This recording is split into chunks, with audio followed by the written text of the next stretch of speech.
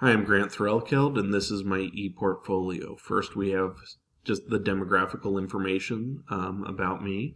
I've worked in special education for my entire career, first as a para for 9 years and then as a teacher. I have listed both professional and personal goals as I move forward. To continue to grow, to continuing to professionally work on my presenting skills, and eventually moving up into an assistant principalship and then a principalship, and then potentially working at the collegiate level about what I can do to best help the next generation to continue to grow and to see outside of the box. Next for me is the leadership philosophy, and my leadership philosophy is very much that of the servant leader. I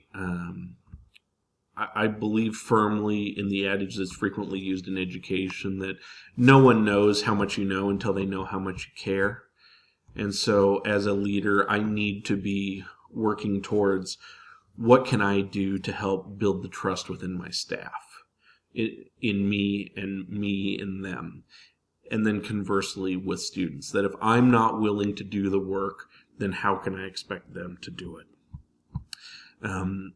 Next is my program of study, and in this it just shows all the classes that I took. My first semester over the summer, I ended up taking 3 classes, and that was quite a bit. But it was definitely an opportunity to grow. Next is my resume, and with my resume, it just notes that all of my experience has been in special education. And that's something that I am passionate about. Next was my annotated bibliography, and this was something that was a real challenge in going through and looking for all the different articles and finding the ones that fit the prompt given, as well as ensuring that they were high quality articles. I especially enjoyed the articles about vision. That was probably my favorite section to look at, just because in my building as a district, we've been working a lot on vision, and so these articles are very helpful. Next, we're going to begin by looking at some of my activities that I did. We're going to start with the district level. So at the district level, at first, I have been on a committee that works on how to ensure that students with significant disabilities are able to access the curriculum and ensure that they have a curriculum that is both rigorous and attainable. And we've been working on picking the standards that best align, that allow for the students with significant delays to continue to make progress. This was something that was a challenge in that we had different perspectives coming in, and we had to find what was best for everyone and not just my specific classroom. It required me to look beyond the walls of my classroom and at the district level, looking at it from the perspective of taking care of all the students within the district. Next activity was looking at the technology that was going to be used to take grades, and we were wanting to look for one that was going to allow teachers to be able to accurately give students grades without being one more thing added to their plate. For the next one, and this one was a game changer for me, was attending the Aspiring Leader conference, where there was a presentation on, so you want to be a district leader, now what? And it was eye-opening for me in that, especially for the secondary and district level activities, at first I was just trying to do activities that would kind of keep me under the radar because I don't necessarily like the spotlight. And this one caused me to see that sometimes leadership is pulling everybody along, and sometimes it's pushing from behind, but sometimes it's being right up front, and that it's okay to be up front. So it caused me to shift my perspective and to be able to go out and put my name out there more and more.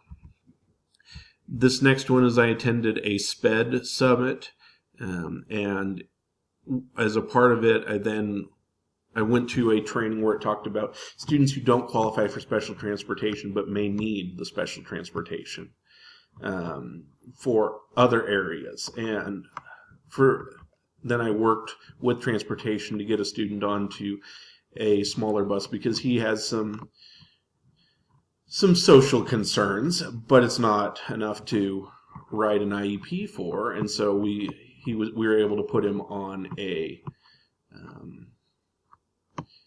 smaller bus like he had been previously, and that was really rewarding. The next one is I worked with the interest-based bargaining team and saw how that entire process worked, and especially looking at the money side of things, and talking with the CFO and how it may look like there's a large budget, but looking at the strings that are attached to different monies, it's not as easily spent as though it may appear on paper. The next one is I attended a board meeting where they were discussing LGBTQ plus for students and staff, and whether there was a board policy that protected them or if one needed to be created. And this required me to look at my own blinders, and to look at what's best for the student and for the staff. Next, we're going to look at my secondary activities. The first one is I worked with the high school building leadership team to create their vision and their goals for this last school year. And it was interesting to see the difference between high school and elementary, but still looking at what's best for all students. Next at the middle school level, I went through and did walkthroughs with the building principal, and on the right there are the notes that I took. And it was interesting to note the things that I was seeing that the principal didn't see, and vice versa. So it requires taking a lot in and asking questions of myself of, why was I looking for that? The next one was I worked at the high school level for enrollment, and with the number of students that were students and parents coming in wanting to get enrolled, that was a challenge to make sure that everything was a well-oiled machine, but it went well overall and was a gigantic learning opportunity for me. The next one was attending as an administrator for an AVID event and then an Alex Acosta event where they were looking at the perspectives of minorities. And as someone who is white in the public school setting, it required me to really focus on the different perspectives and understanding that all perspectives have a valid point, and how can we move forward from that. The next one was I looked at and worked with a hearing notebook, and this was used to ensure that the student's best interests were always put at heart, and that there wasn't that rush to judgment. It was especially insightful going to a hearing where a student with an IEP and making sure that their rights were not violated. And lastly, as I attended a conference on poverty, and one of the things that was pointed out was that hope is needed. And so from that point on, when I've been having discussions with peers or with other administrators, it's been about hope. And are we giving students hope? And next are my elementary activities.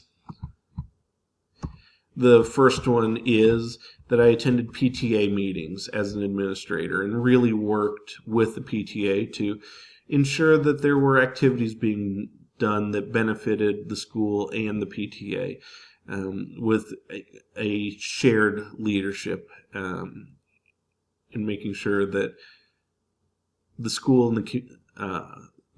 and the parents had an opportunity to come together. The next one was looking at data. And this is with the building leadership team. We were looking into data to ensure that students were continuing to learn and that the opportunities that we were providing for students and staff was appropriate and allowing for continued growth. The next one was safe and civil schools training. As a part of this, we looked at what steps we can take and how to interpret the information. One of the big implications for me is safe and civil schools. There's a student survey, a parent survey, and a staff survey to ensure to see where there are those gaps. One of the key takeaways for this is when I go to a training, look at what I can bring back to the school. That going to a training just for a training's sake is a waste of time, and that's not fair to anyone. The next one was I participated as a part of the child study team to look at the needs of students, and the implications for this is coming into each child with an open mind and giving them my best and what would I want for them. The next one was looking at the budget for the elementary level, and this was something that was a challenge because I don't have much experience with the budget and making sure that the taxpayers' money is being used to the best of its ability. Next was going to a hearing for a student at the elementary level, and this was one that I had spent some time working with, so it was hard because in some regards I had felt like I had failed. But it was ensuring that the students' best interests were kept at heart, that the staff's best interests were kept at heart, and that we were doing everything that we could to keep the students and staff safe. Next one was working on the schedule, and it was a special schedule, and this one was a unique opportunity because I realized that my own biases were coming into play. That I thought that music and PE had to be every other day, and the principal stated that no, they didn't. And so just knowing that my own bias and how I had been raised on the schedule was now affecting the struggle that I was having in creating a schedule. This next one was about a site team meeting that I led about inclusion and how the Andrew F. decision was changing special education and how we at OK Elementary were working to ensure that all students were having the best possible opportunity to learn and grow from their peers despite their circumstances. The next one was McTeacher Night, where I ran a community event where the teachers went into McDonald's and we were essentially the workers, and we raised over $1,000 for the school. So it was a great opportunity to learn, to grow, and to create that connection within a community partner. The next one was going as an administrator to a couple of IEP meetings, and for this, the challenge was, as a special ed teacher, I've been to IEP meetings, but I've never been that person signing for accountability. So it meant I had to be focused in on every component of the meeting and not mentally checking out. The next one was a keep, start, and stop list, where we're looking at what activities and traditions we needed to keep, which ones we needed to stop, and which ones we needed to start. And this was to make sure that all voices were being heard and that we were doing what was best for students. This next one was behavior. We were redoing our tiered behavior scale, and in doing so, we had to take in a lot of voices and whittle things down, and now looking at it, back at it again, I would probably do it differently.